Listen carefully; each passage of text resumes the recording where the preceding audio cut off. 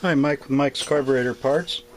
I'm going to be doing a rebuild series of videos on the Holley 2-barrel, Holley 94, also comparable to a 2100 and a Holley 2110, and also the Ford AA-1. The Ford AA-1 was actually the original carburetor that Ford used. Made by them and one other company. I can't think of their name right offhand. Anyway, the 2100 was or 94 was a replacement. 2100 was kind of a replacement, but fits some of the later models. At any rate, rebuilding of them all is all basically the same. The only real differences is a slight difference in the throttle shaft on some of them. But other than that, as far as the rebuilding is concerned, if you can do this one, you can do all of them. This one here happens to be a 94, Holley 94. I believe that's what it was. It's pretty dirty, 7RT I think it says on there. The numbering system's pretty simple on these things. Fortunately, the kits for all of these are available. We have, I think we have two different kits for this particular one. There's one kit that probably fits 95% of them, and the other kit fits some of the oddballs. I call them oddballs, but some of this a little more selective about which carburetors it fits. So it's best to have your carburetor number. The 94s, if it says 2100 on the side, you're good to go with one kit. The 94s generally have a carburetor number right here. Like I said, this one's a 7RT. Can't think what the others are, but they're pretty simple numbers usually. And that number is all you need. These did have tags on them originally. Almost all of them are, well, I shouldn't say all of them. A good share of them are usually missing. Been a lot of years for these things. Anyhow, we're disassembling this one now, getting ready to, we'll clean it up, get all ready to put together. I'll stop the video when we're ready to put it together. Here's a little something to keep in mind. We just ordered some of these. We'll have them in stock here in the next few days. It's a little, the spring though you can't get, but you can use almost any spring there that you can find. But anyway, oops, there's a little kind of a ball deal here that goes in and keeps your choke lever from being too loose. It's your fast idle cam and spring.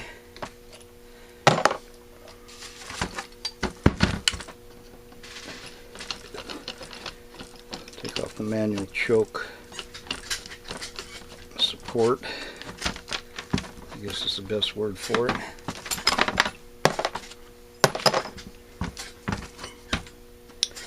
Let's see, I've got all the screws out the top. There we go.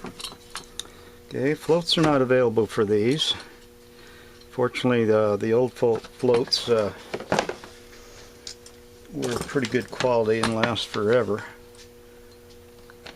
So be sure to test your float. What you do is you heat up some water and just before boiling, get it real hot, and immerse this in it. And if there's any leaks, you'll see bubbles right away.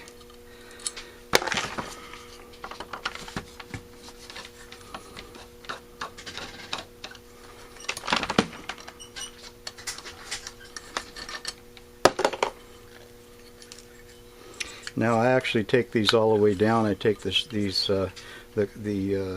choke shaft apart and everything. A lot of times I do it after I clean it up, so because it's got so much grease on it.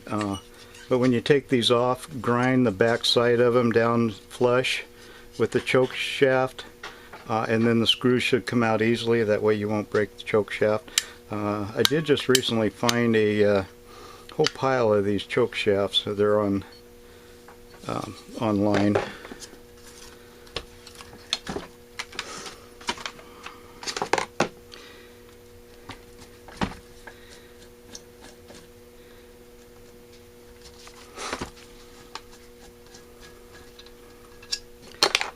Take the main discharge out. We also put together a hardware kit for this that includes new screws. It's your main discharge. New screws, and which makes them look nice. Notice the gasket that goes on that.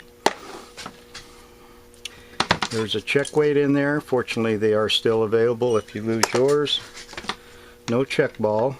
You don't need a check ball in this. These idle jets are still available. We have these online.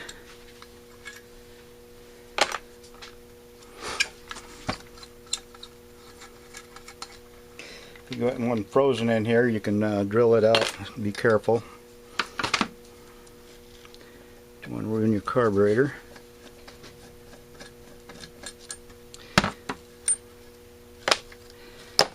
Okay. Venturis. You got little gaskets that go here. Can't remember if there was one right there or not. We'll find out when we put it back together.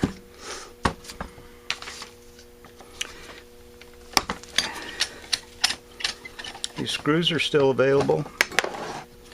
I'm surprised what is available for this.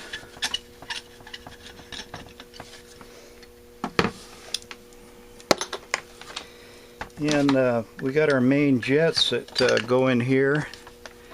These are Holley jets. They're just regular Holley jets. If you look up for Holley jets on our website, you'll find them. Not necessary to replace these unless you're having trouble with your current setup. When you buff these off, they'll have a number printed on the side. That's the size of the jet. And the way you determine whether your jets are correct or not is you look at your spark plugs. So they should be gray colored. If they're black, you're running too rich. If they are white, you're running too lean. And what you want to do is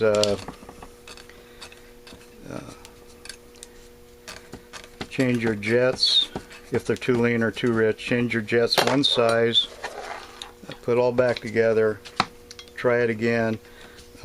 Technically, you drive your vehicle 20 minutes is sustained speed. You stop, pull the plug again and check it, and you keep doing that until you get it dialed in correctly. Don't go by what's printed out there.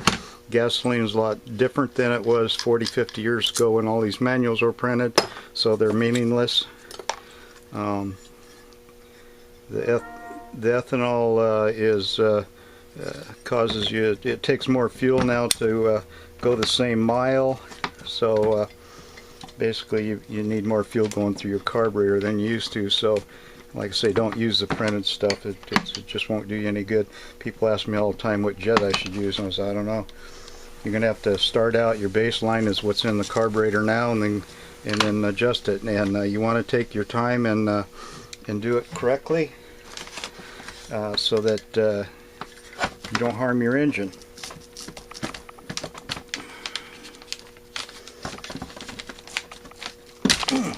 Boy.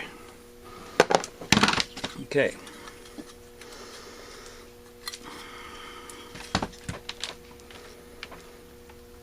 Goodness. Our kit comes with a new auxiliary pump, the complete pump.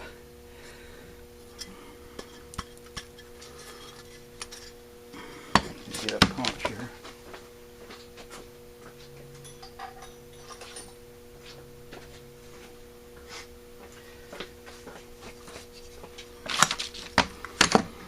This one's so dirty, it's all, you can't get it out.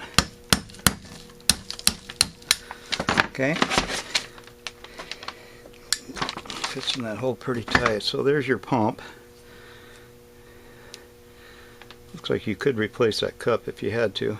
So there, that is put together correctly with the spring.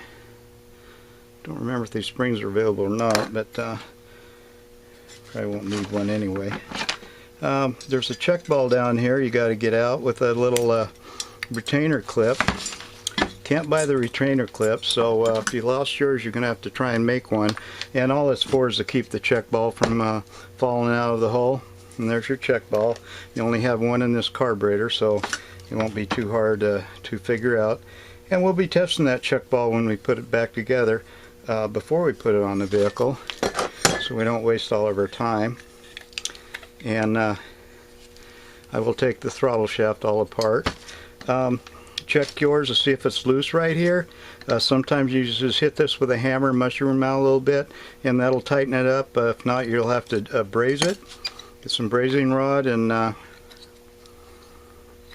braze over it. That's what I do. Okay, so we're ready to put it in our ultrasonic cleaner and get it cleaned up, and then we usually run it through our soda blaster. You know, if you have a bead blaster and can put soda in it, that really makes them look nice. Do not blast them with anything else. You ruin your carburetor. Any other media actually takes metal off your carburetor and gets stuck inside the orifice. Soda is the only thing you can use. Okay, so anyhow, thank you for watching, and after I get it cleaned up, I'll come back and we'll put it all back together. Thanks.